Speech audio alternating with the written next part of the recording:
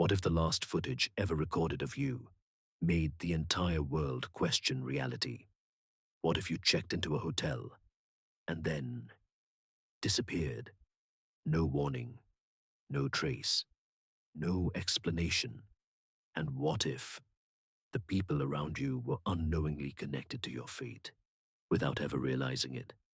A young woman, a hotel with a dark past, a rooftop water tank. No one should have been able to access alone. And a single piece of footage, so disturbing, it still haunts the internet to this day. This is the story of Elisa Lam, and the deeper you go, the less it makes sense. Because this isn't just a disappearance, it's a mystery that refuses to stay buried. Before we talk about Elisa, you need to understand where she stayed. Los Angeles, downtown, Skid Row, a place known for crime, poverty, and danger. And right in the middle of it stands the Cecil Hotel. At first glance, it looks ordinary, but it isn't, because this building has a history, one that's hard to ignore. Over the years, people didn't just stay here. Some died here, some jumped, some were never fully explained. And then there were the killers.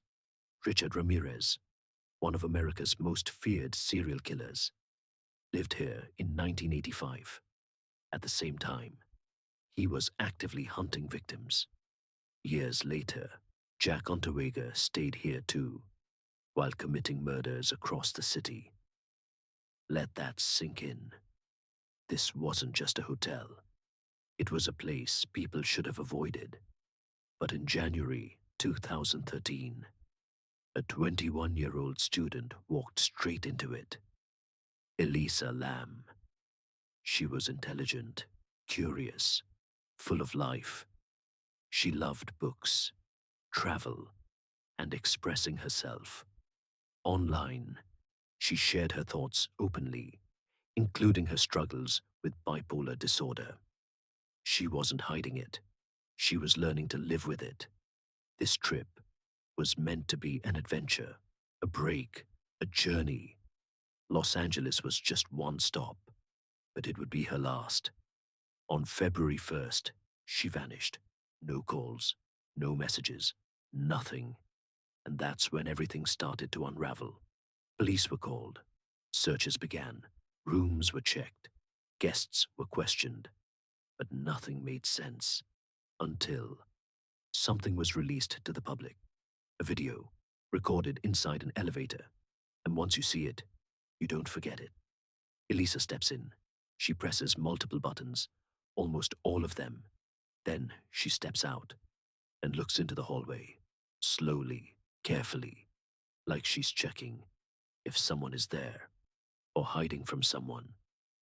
She steps back in. The doors don't close. Seconds pass. Nothing. She steps out again. And now, something changes.